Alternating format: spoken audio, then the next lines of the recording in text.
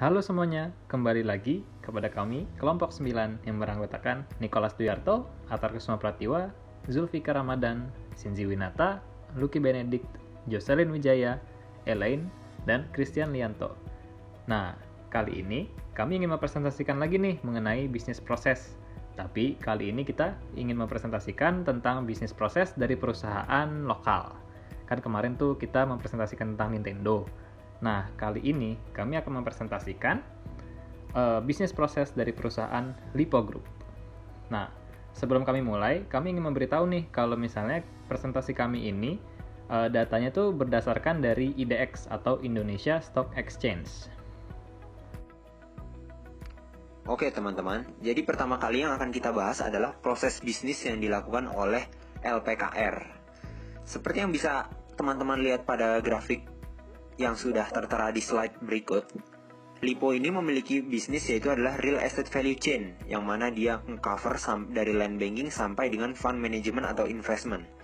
Dan sebagai trivia aja, LPKR atau Lipo Karawaci ini hanyalah bisa kita bilang satu-satunya perusahaan yang memiliki pengaruh yang lumayan signifikan dalam bisnis-bisnis ini di Indonesia. Oke, jadi pertama kita akan jelaskan dulu mulai dari land banking. Land banking itu apa sih? Nah, land banking itu adalah bisnis yang berfokus pada pembelian tanah yang banyak untuk mendapatkan keuntungan yang besar karena faktor inflasi. Singkatnya seperti itu. Teman-teman seharusnya sudah bisa tahu lah ya, kalau misalkan kita membeli sebuah tanah, itu pasti semakin lama harganya akan semakin naik seiring dengan berjalannya waktu. Maka dari itu, orang-orang sering sekali membeli tanah sebagai safe investment atau investasi yang aman, agar mereka dapat memiliki dana darurat di saat mereka membutuhkannya. Begitu teman-teman. Selanjutnya, yang bisa dilakukan yang Lipo bisa lakukan adalah real estate development. Ini sudah self-explanatory, yaitu adalah bisnis yang berfokus pada pembangunan real estate atau bangunan untuk mendapatkan keuntungan. Nah, jadi real estate development ini sudah self-explanatory ya teman-teman. Kita bisa melihat seperti orang membuat bangunan. Orang membuat bangunan itu tujuannya adalah untuk dia jual dengan harga yang lebih tinggi dibandingkan dia membangun dan harga tanahnya itu. Jadi supaya untuk nutup harganya, nutup modal. Nah, maka dari itu real estate development ini saya ulangi adalah bisnis yang berfokus pada pembangunan real estate untuk mendapatkan keuntungan, dan itu adalah hal yang dilakukan oleh LPKR. Proses bisnis ketiga yaitu real estate management dan service business, merupakan suatu proses bisnis yang berfokus pada manajemen bangunan dan servis lainnya yang disediakan oleh Lipo Karawaci. Seperti contohnya adalah rumah sakit, coffee shop, mall, dan lainnya. Dan proses bisnis yang keempat atau yang terakhir yaitu fund management atau investment, merupakan proses bisnis yang berfokus pada manajemen keuangan untuk mendapatkan REIT atau Real Estate Investment Trust, contohnya seperti reksadana untuk menghasilkan steady source of income kepada investor. Pada gambar yang bisa kita lihat dari proses bisnis tersebut, real estate value chain dari Lipo Karawaci dibagi menjadi 3, yaitu upstream, midstream, dan downstream. Dan masing-masing dari keempat proses bisnis tersebut memiliki kompetitornya sendiri-sendiri. Baik, sekarang saya dan Lucky akan menjelaskan mengenai struktur organisasi dari perusahaan Lipo ini. Nah, kalau kita ngeliat gambar seperti ini, pasti itu lebih enak kalau misalnya kita baca dari paling atas. Baik, jadi di paling atas ini ada yang namanya shareholders. Apa itu shareholders? Nah, shareholders ini bisa diingat sebagai orang yang memiliki uang. Nah, jadi uangnya ini akan diinvestasikan di perusahaan Lipo. Nah, oleh karena itu mereka membutuhkan perwakilan. Nah, perwakilan itu dinamakan Dewan Komisaris. Nah, jadi Dewan Komisaris ini itu mereka tugasnya itu membuat aturan, visi, misi, dan juga memilih orang-orang yang tepat atau direksi yang tepat untuk bisa mengurus perusahaan ini. Oleh karena itu, mereka juga membutuhkan orang-orang yang bisa mengaudisi dari orang-orang yang udah terpilih itu. Apakah mereka mengerjakan tugasnya dengan benar? Apakah mereka break the rules? Orang-orang itu yang mengaudisi dinamakan komite audit. Nah, dan sebelah kiri itu ada namanya komite nominasi dan remunerasi. Nah, jadi tugasnya ini adalah untuk mengatur serba nominal dari perusahaan. seperti contohnya gaji dan juga remunerasi terhadap direksi. Nah, berikutnya, mulai dari direksi akan dijelaskan oleh Lucky. Yuk, Luk. Baik, terima kasih Atar. Nah, selanjutnya itu ada direksi. Jadi, direksi itu apa sih? Jadi, direksi itu adalah orang yang mengeksekusi atau menjalankan visi misi yang telah dibuat oleh Dewan Komisaris. Nah, selanjutnya itu ada investor relation. Jadi, investor relation itu adalah orang-orang yang berhubungan langsung dengan external relation yang lebih kepada para investor dan calon investor. Jadi, mereka bertugas untuk menjaga nama baik serta menjaga hubungan dengan para investor serta calon investor. Lalu di bawahnya itu ada corporate secretary. Corporate secretary itu apa sih? Jadi mereka itu sama. Mereka itu lebih mengarah ke external relation, yaitu jika ada pers ataupun wawancara dengan media ataupun pemerintah, mereka lah yang akan turun tangan berbicara kepada mereka. Seperti kita tahu bahwa perusahaan itu tidak memiliki mulut untuk berbicara di depan umum. Jadi mereka lah yang mewakili nama baik perusahaan itu. Nah, selanjutnya itu ada audit internal. Audit internal itu apa sih? Jadi audit internal itu sama dengan komite audit. Akan tetapi audit internal itu lebih mengarah ke jajaran internal yang ada dalam perusahaan tersebut.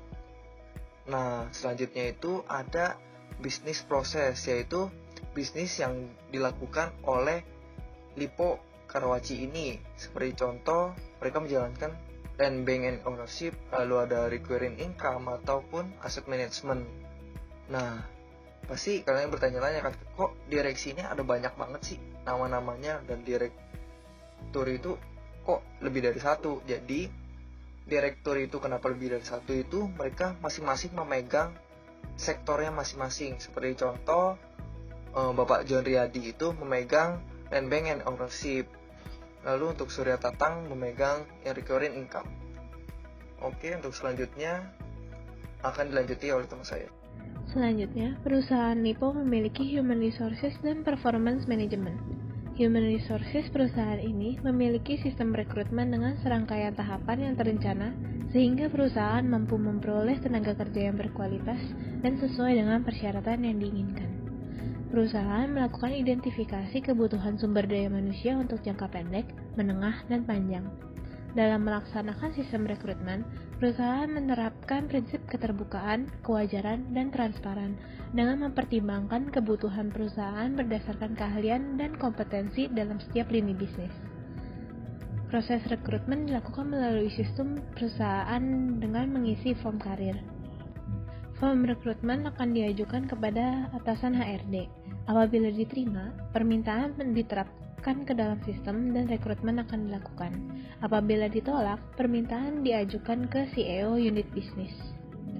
Langkah-langkah rekrutmen dilakukan mulai dari mencari kandidat, wawancara dengan HRD, psikotes, wawancara dengan calon atasan, penawaran atau pembahasan, dan akhirnya dilakukan pengangkatan karyawan. Selanjutnya, performance management. Perusahaan menyelenggarakan dan memfasilitasi berbagai program pelatihan dan pengembangan kompetensi. Salah satu program yang dilakukan secara konsisten adalah program orientasi karyawan baru. Perusahaan mengadakan program pelatihan teknis terkait dengan peningkatan keahlian teknis profesional yang disesuaikan dengan kebutuhan bisnis perseroan, serta pelatihan manajerial dan kepemimpinan yang secara efektif mendukung pencapaian strategi perseroan. Performance management dilakukan dengan cara, setiap awal tahun, manajemen melakukan planning atau merumuskan target dan sasaran kerja untuk tahun berjalan. Setelah itu, rumusan target atau sasaran kerja tersebut diimplementasikan menjadi target dan sasaran kerja setiap unit dan kemudian setiap individu. Untuk mengukur realisasi kinerja karyawan, maka perseroan melakukan monitor atau pemantauan dan bimbingan sepanjang tahun untuk memastikan agar kinerja yang dihasilkan dapat memenuhi target dan sasaran kerja yang telah ditetapkan sebelumnya. Untuk itu, dilakukan review atau evaluasi penilaian kinerja sekurang-kurangnya 2 kali dalam 1 tahun, yaitu pada pertengahan tahun dan akhir tahun. Dengan evaluasi penilaian kinerja yang objektif, karyawan dapat termotivasi untuk bekerja secara optimal dan memberikan kontribusi terbaik bagi perseroan.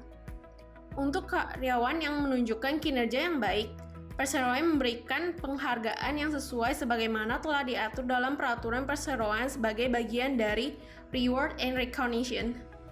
Proses ini dilaksanakan oleh perseroan setiap tahunnya untuk menciptakan suatu budaya kinerja yang berkesinambungan. Ada pula feedback dan pelatihan atau coaching yang dilakukan setiap saat untuk terus meningkatkan kinerja karyawan.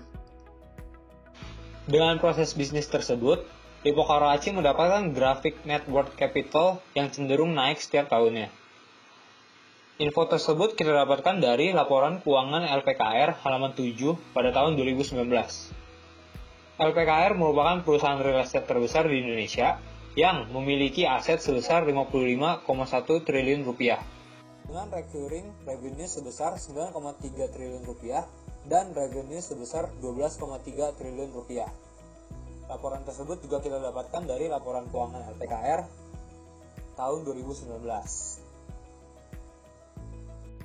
Lippo Karawaci memiliki 8 anak perusahaan, yaitu PT Sentra Dwi Mandiri, Offshore, PT Wisma Jatim Propertindo, PT Prima Kreasi Propertindo, PT Era Mulia Pratama Jaya, PT Graha Jaya Pratama, PT Abdi Jaya Sakti, dan PT Mega Indah Gemilang. Laporan ini kami dapatkan dari laporan keuangan Lippo Karawaci halaman 130-131 pada tahun 2019. Selain itu, saham Lippo Karawaci juga cenderung turun pada tahun 2019 ini. Terdapat 3 pertanyaan yang ditanyakan mengenai materi presentasi yang dipresentasikan sebelumnya. Pertanyaan pertama adalah mengenai sumber penghasilan atau pendapatan utama yang diterima oleh Lippo Karawaci. Pada slide sebelumnya telah disebutkan 4 proses bisnis yang dilakukan oleh Lippo Karawaci. Tetapi dari keempat proses bisnis tersebut, proses bisnis yang menjadi sumber penghasilan atau pendapatan utama yang diterima oleh Lippo Karawaci sendiri adalah real estate development. Sekarang saya akan menjawab pertanyaan kedua, yaitu apa usaha Lippo di bidang teknologi. Dan jawaban kita adalah, pertama, usaha Lippo di bidang teknologi adalah setiap mall Lippo menggunakan layanan Sky Parking yang wajib menggunakan OVO Payment. OVO Payment itu digunakan sebagai metode pembayarannya. Yang kedua adalah setiap klaster perumahan di Lippo wajib menggunakan layanan First Media untuk jaringan internet. Apabila menggunakan layanan yang lain, itu tidak akan berfungsi di perumahan Lippo. Oke teman-teman, masuk ke yang ketiga, yaitu adalah bagaimana nasib Lippo pada bidang properti dikarenakan pandemi COVID yang sedang terjadi saat ini. Jadi gini teman-teman, yang Lippo lakukan pada bidang properti karena COVID ini adalah dia bisa menjual Meikarta ke Singapura dan menjual beberapa sahamnya serta mengalihfungsikan beberapa gedung apartemennya menjadi rumah sakit COVID. Sebagai contoh, apartemen yang dialihfungsikan menjadi rumah sakit COVID adalah apartemen yang berada di dekat Pejaten Village, Jakarta Selatan. Kalau teman-teman pernah ke daerah Jakarta Selatan, Pasar Minggu, harusnya sudah bisa tahu di mana itu Pejaten Village. Nah, apartemennya itu terletak di dekat Pejaten Village, hanya sedikit maju lagi ke arah Kuningan, dan secara otomatis teman-teman pasti akan melihat bangunan besar di sebelah kiri jalan ke arah Kuningan yang merupakan apartemen yang dialihfungsikan untuk menjadi rumah sakit COVID. Begitu teman-teman.